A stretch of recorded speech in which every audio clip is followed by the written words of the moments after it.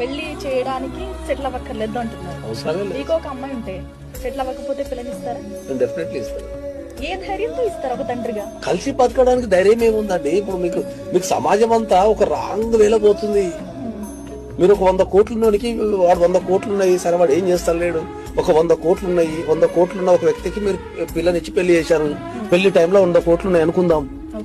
రేపు తర్వాత ఒక 1 year 2 years కో ఏదైనా బిజినెస్ లో వచ్చి లాస్ వచ్చి వాడు జీరోకి వస్తే, అయ్యో నీ 100 కోట్లు వెళ్ళిపోయినాయి, నా పిల్లని తీసుకుని పోతా అంటావా? నువ్వు అంటావా? అంటావా? ఎవరైనా సమాజం మరి మరి మరి మీరు ఏం చెప్తారు సమాజానికి?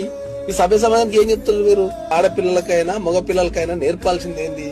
ఒక వ్యక్తితో ఎట్లా కలిసి ఉండాలా, ఒక వ్యక్తిని ఎట్లా కాపాడుకోవాలా.